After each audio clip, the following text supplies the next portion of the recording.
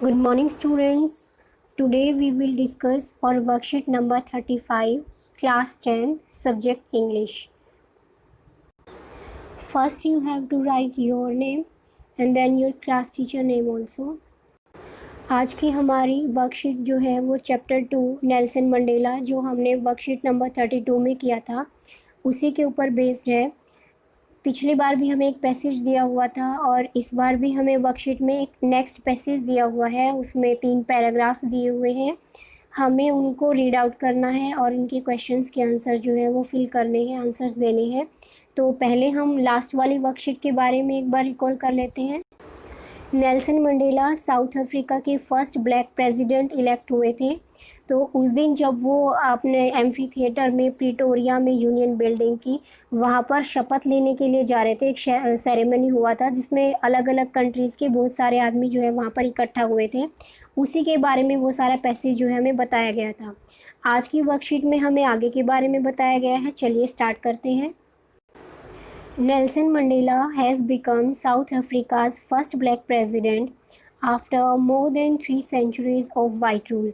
Nelson Mandela जो है वो साउथ अफ्रीका के पहले ब्लैक प्रेसिडेंट बनते हैं आफ्टर 3 सेंचुरीज़ के बाद में।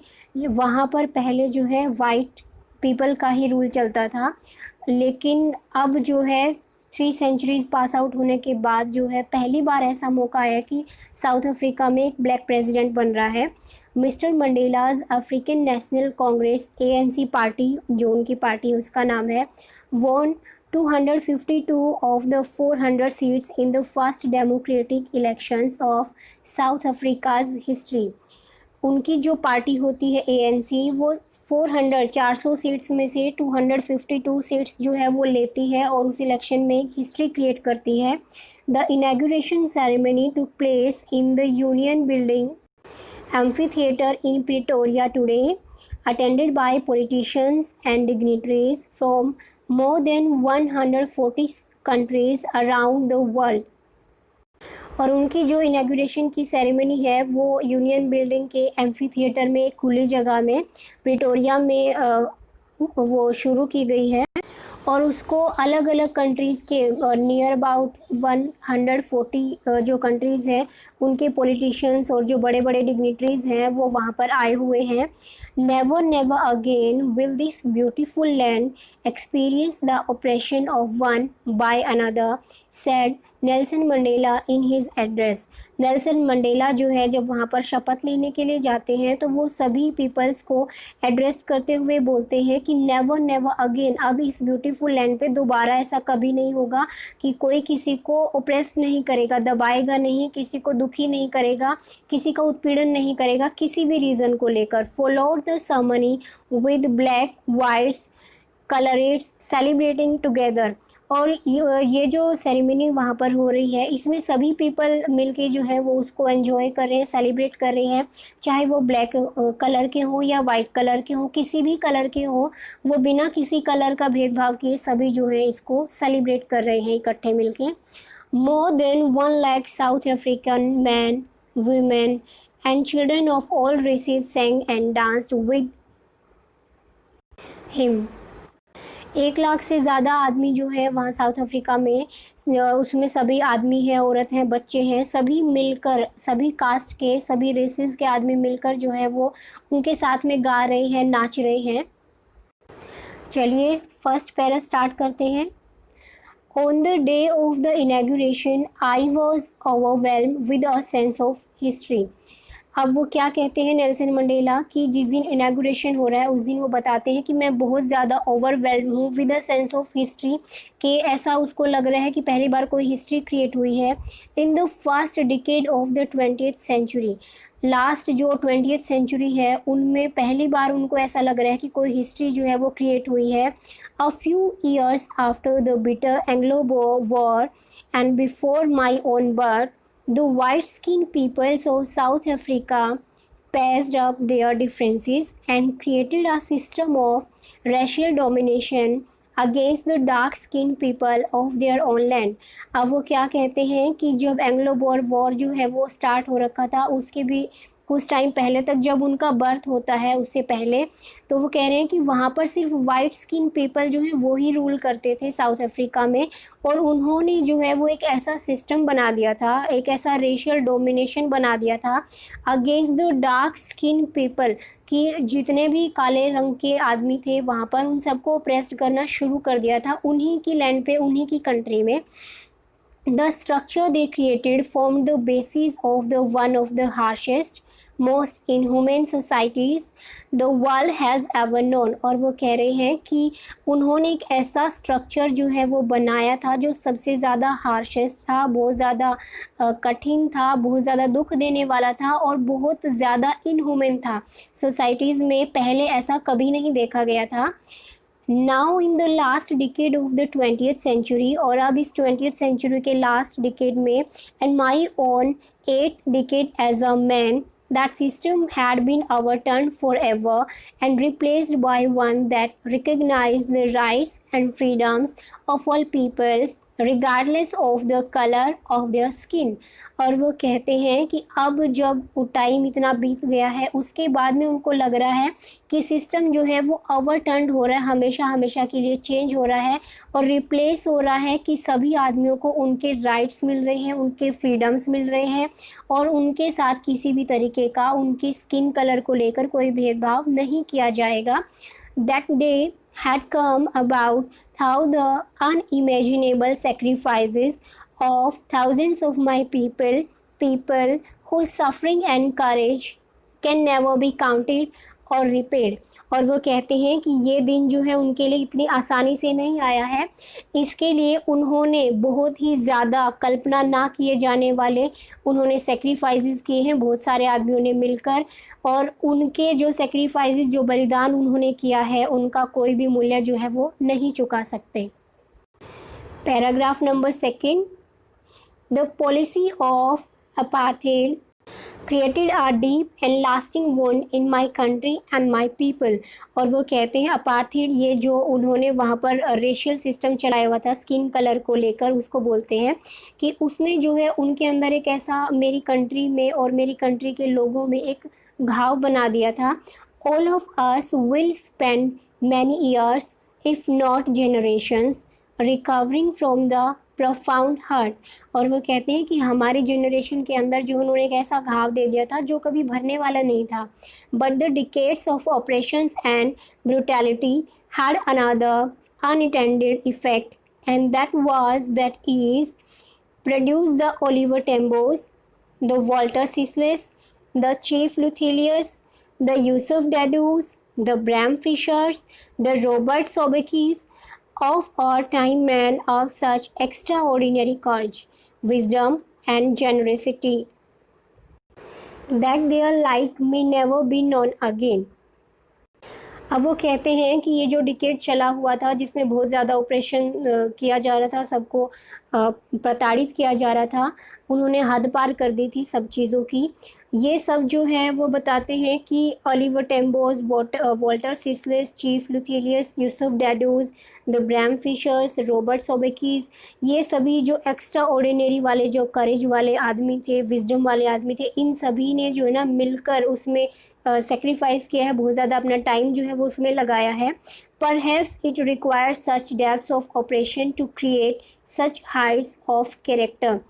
और वो कहते हैं कि ये जो है इतना आसान नहीं था, इसको गहराई से मिटाने के लिए, इस ऑपरेशन को मिटाने के लिए, इस कैरेक्टर की जो है हाइट्स तक जाने के लिए उन्होंने बहुत ज़्यादा मेहनत की है। My country is rich in the minerals and James that lie beneath it's soil. अब नेल्सन मंडेला कहते हैं कि मेरी जो कंट्री है उसमें बहुत सारे जेम्स, हीरे, पत्थर, मिनरल्स जो है वो पाए जाते हैं इसकी सॉइल में, इसकी मिट्टी में।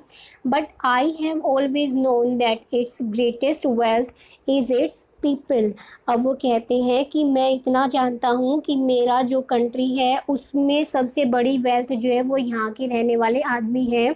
फाइनर and truer than the purest diamonds. और वो कहते हैं कि कितना ही अच्छा कोई भी डायमंड या हीरा क्यों ना हो, उनसे भी ज़्यादा अच्छे मेरी कंट्री के यहाँ पर रहने वाले लोग हैं, बहुत ही ज़्यादा फाइनर और बहुत ही ज़्यादा सच्चे हैं। 3rd paragraph, I have seen men stand up to attacks and torture without breaking, showing a strength and resilience that defies the imagination. अब वो कहते हैं कि I have seen man stand up to attacks, मैंने बहुत बार ऐसे men's को देखा है अटैक करते हुए एंड टॉर्चर, सबको परेशान करते हुए, टॉर्चर करते हुए, without breaking, showing a strength, कि वो अपने आप में एक स्ट्रेंथ दिखाते हैं, रेजिलेंस दिखाते हैं, इमेजिनेशन बनाते हैं। I learn that courage was not the absence of fear but the Triumph over it. और वो कहते हैं कि मैंने जो है वो सिर्फ यही सीखा है कि कॉरेज जो है वो अब्सेंस ऑफ फियर ही नहीं था, बल्कि उसके आगे जो है ना, उस डर के ऊपर जीत को हासिल करना था। The brave man is not he who does not feel afraid.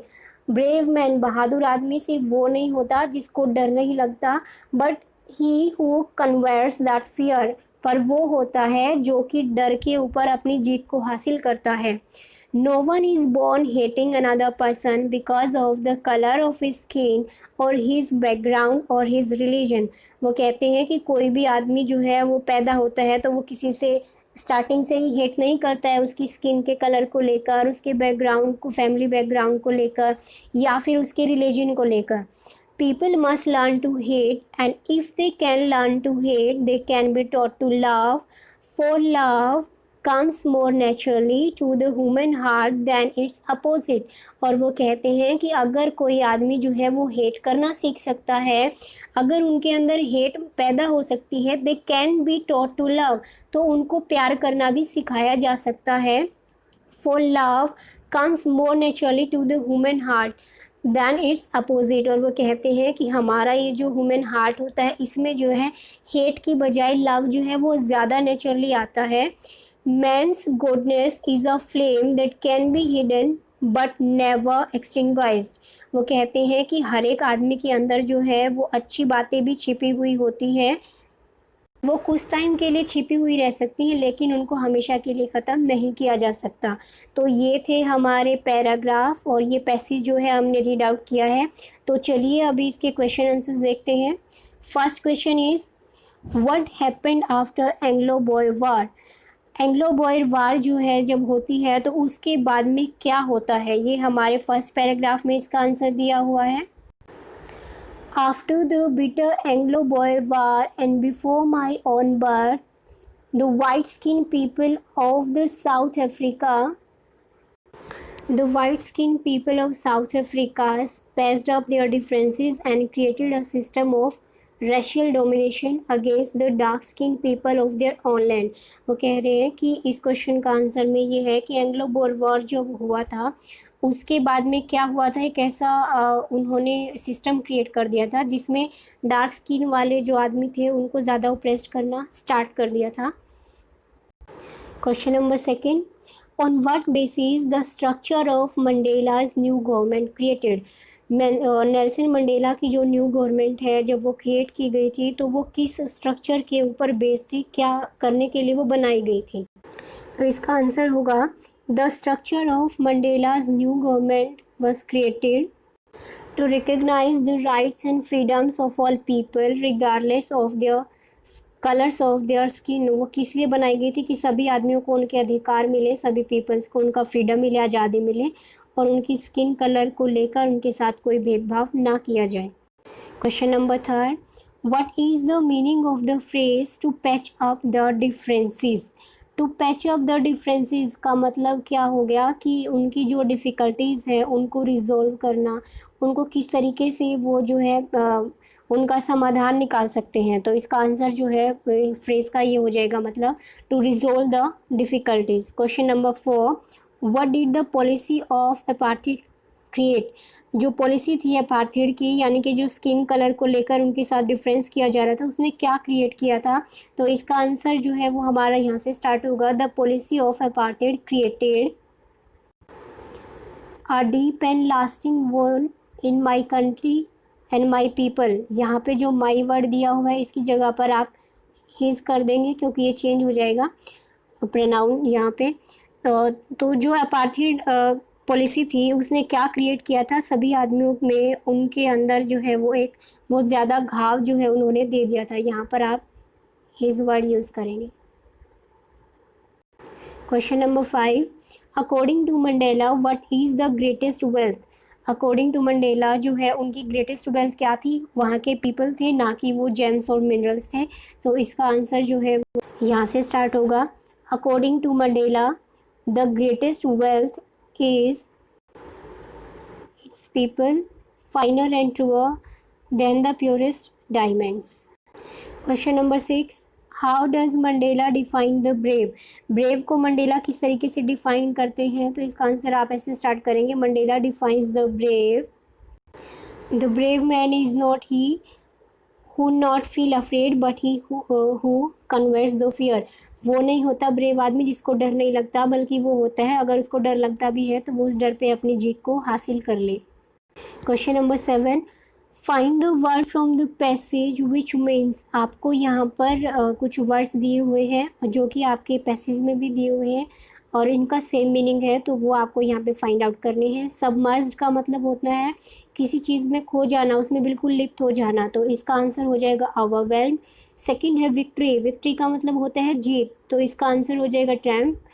Third है deep and strong, deep and strong बहुत ज़्यादा गहरा, तो इसका आंसर हो जाएगा प्रोफाउंड। क्वेश्चन नेक्स्ट है डी, लार्ज हार्टेडनेस, यानी कि बड़े दिल वाला, तो इसका आंसर हो जाएगा generosity. Next is the ability to deal with any kind of hardship and recover from its effect. किसी भी हार्डशिप के साथ में डील करना, उसकी योग्यता होना और उससे रिकवर हो जाना जल्दी से उसके इफेक्ट से, उसको हम क्या कहते हैं, रेजिलेंस कहते हैं। सो इसका आंसर रेजिलेंस हो जाएगा। नेक्स्ट देखिए स्टूडेंट्स, आपको एक कोलैबोरेशन एक्टिविटी दी हुई है। Discuss with your friends on phone what differences do you see between real life heroes and real life heroes. यानी कि एक तो आप रियल लाइफ में यानी कि आप टीवी पे देखते हैं हीरोज़ को, एक आपके रियल लाइफ हीरोज़ होते हैं जो एक्चुअल में कुछ करके दिखाते हैं। तो आपको जो है अपने फ्रेंड्स को फ़ोन करना है, उनसे डिस्कस करना है कि दोनों के बीच में क्या डिफरेंस होता है, और वो डिफरेंस जो है उसके जो मेन पॉइंट्स होंगे वो आपको नोट डाउन करने हैं। Can we call Nelson Mandela a real life hero, how. क्या हम नेल्सन मंडेला को एक रियल लाइफ हीरो कह सकते हैं और कैसे कह सकते हैं, तो इसके लिए आपको कुछ रीजंस देने होंगे कि वो पहले ऐसे आदमी थे जो फर्स्ट ब्लैक प्रेसिडेंट बने हैं।